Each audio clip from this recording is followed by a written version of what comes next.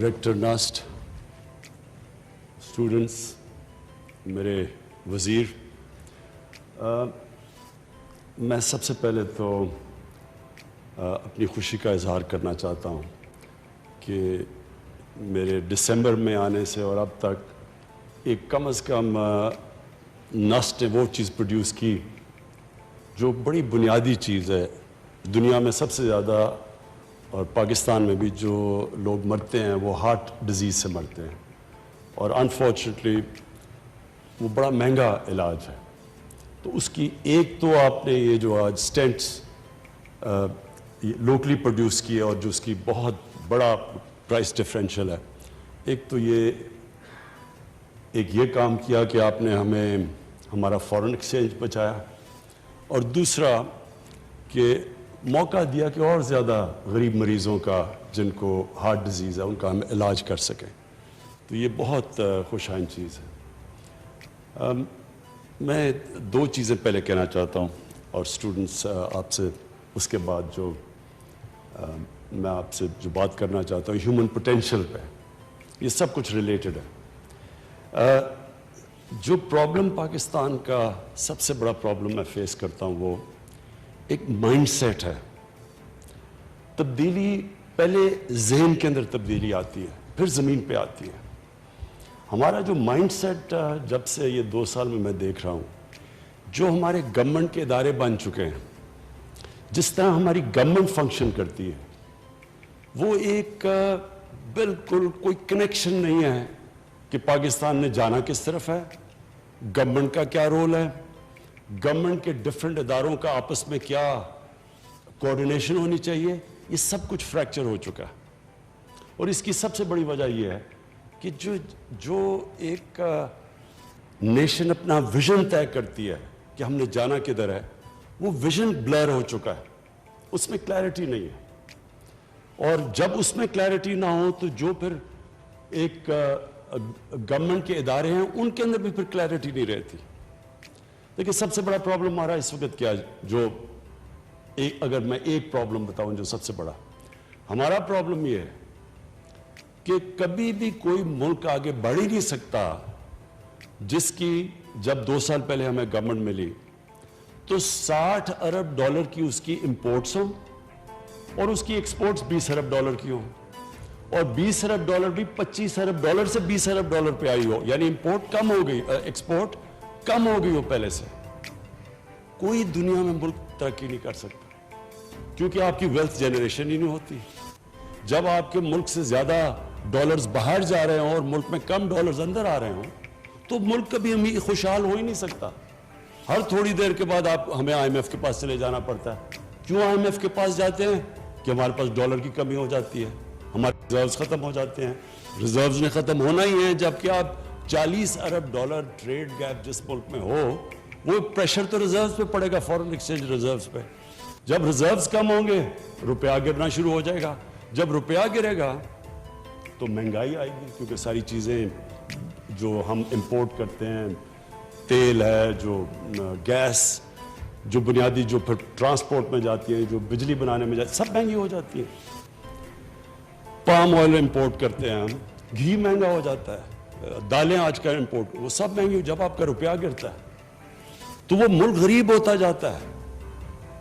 تو سب سے پہلی چیز یہ کہ اگر ہم نے ملک کو ڈیولپ کرنا ہے تو زیادہ ڈالرز کو اندر آنا چاہیے ملک کے بنسبت باہر جانا چاہیے۔ تو چائنا کی جو ڈیولپمنٹ ہوئی ہے وہ کیوں ہوئی؟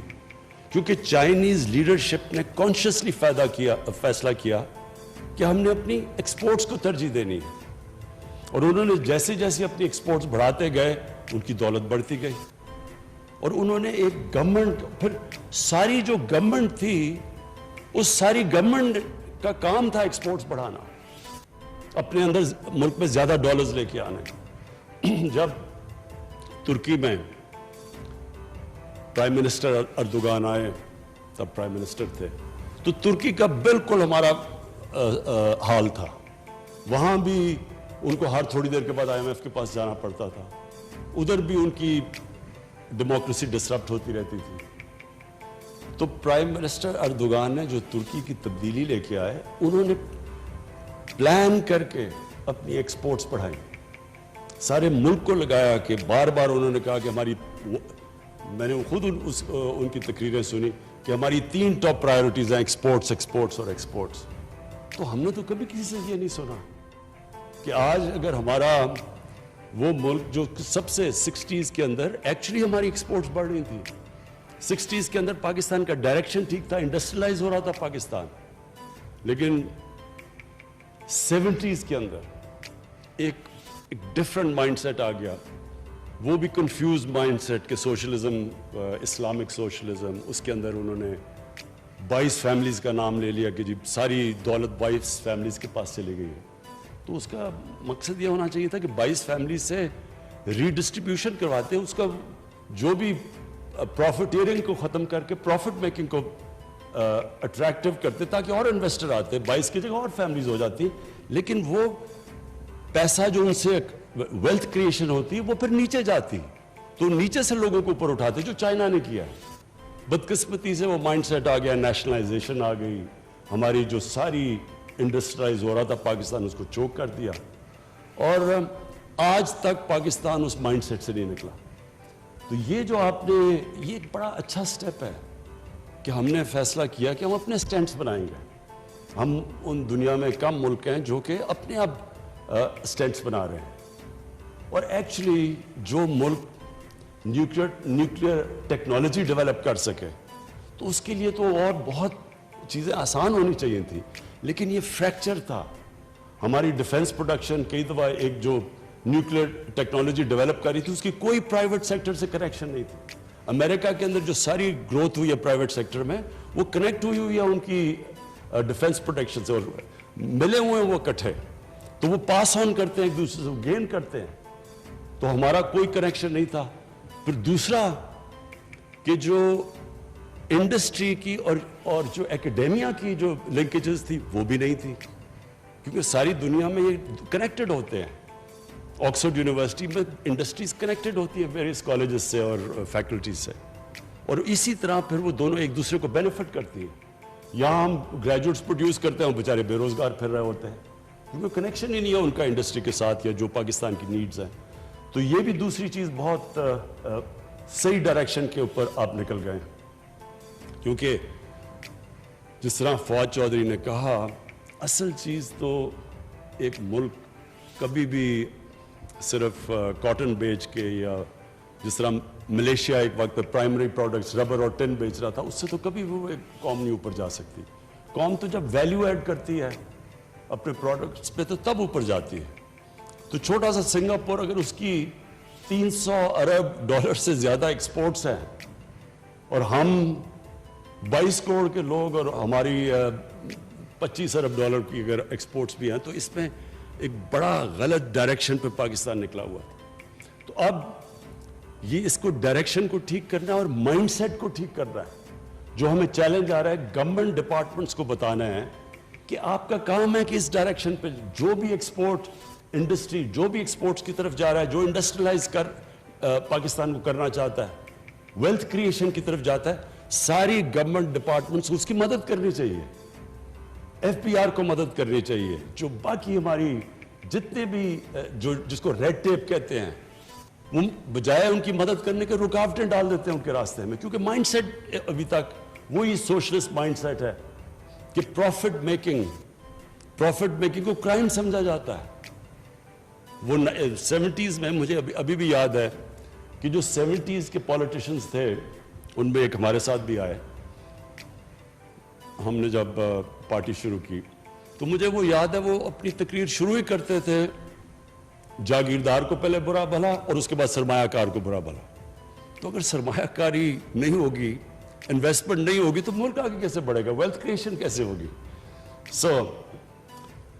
جو ہمارا گورنمنٹ کی جو ہم کوشش کر رہے ہیں، آپ مائنڈ سیٹ چینج کر رہے ہیں کہ ویلتھ کریشن، ایک ملک کے اندر انویسٹمنٹ ہو، بزنس چلے، باہر سے لوگ آئیں. جو ہمارے سب سے بڑا پاکستان کا ساسا اوورسیز پاکستانی ہے. لوگ اس چیز کو سمجھتے نہیں ہیں کیونکہ لوگوں کا انٹریکشن ان سے نہیں ہے. میرا سب سے پرانا انٹریکشن اوورسیز پاکستانی سے. جب میں کرکٹ کھیلتا تھا، تب میں جب دنیا میں جاتا تھا تو پاکستانی آتے تھے جو وہاں باہر بیچارے، وہ سب سے زیادہ پیٹریوٹک پاکستانی ہے. وہ جب باہر جاتا ہے ملک، جب باہر کے معاشرے میں جب وہ رہتا ہے تو اس کو اپنے ملک کی زیادہ قدر ہو جاتی ہے. اور خاص طور پہ اب جو اسلاموفوبیا باہر، ان کو تو اور زیادہ قدر ہے پاکستان کی. ہم تو وہ خوش قسمت ملک ہیں، اگر ہم اپنی انوائرمنٹ ٹھیک کر دیں، اگر ہم ریسیپٹیو ہو جائیں، تو سب سے زیادہ اس ملک کو جو بینیفٹ کرے گا وہ اوورسیز پاکستانیز ہیں. ان کا سکلز ہیں، ان کے پاس ہر چیز میں ایکسپرٹیز بیٹھی ہوئی ہے باہر، زبردست انٹرپرینرز باہر بیٹھے ہوئے ہیں، ہر ایریا میں پروفیشنلز بیٹھے ہوئے ہیں. ہم نے صرف ایک ملک میں ماحول پیدا کرنا ہے تاکہ وہ واپس آئے. اور بدقسمتی سے جب ہماری گورنمنٹ شروع میں آئی تو مجھے بڑی افسوس ہوا کہ ہم وہ ماحول نہیں پیدا کر پائے. ایک دم آ گیا کہ جی یہ ڈیول نیشنل ہے، یہ تو جس طرح کوئی غدار ہو گیا. وہ ڈیول نیشنل کیوں بنا ہے؟ کیونکہ پاکستان کا بدقسمتی سے ہم نے اپنی فورن پالیسی اتنی بری طرح کنڈکٹ کی، ہمارا امیج اتنا برا تھا کہ ہر پاسپورٹ ٹریول کرنا مشکل ہو گیا تھا. تو ہم ان کو اس چیز پہ یہ نہ سمجھے، وہ لوگ ترستے ہیں پاکستان کے لیے، اور ان کے لیے صرف ہم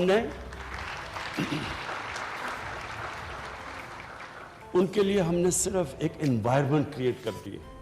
اور جو ان کے پاس کیپٹل ہے، جو انویسٹمنٹ ہے، کسی کو یہاں اندازہ نہیں ہے کہ جس طرح کی وہ انویسٹمنٹ کر سکتے ہیں اس ملک کے اندر. اس کے بعد ہماری جو لنکیج ہے چائنا کے ساتھ، وہ ہمارے لیے بہت بڑی، اس ملک کے لیے بہت بڑا ایسٹ ہے.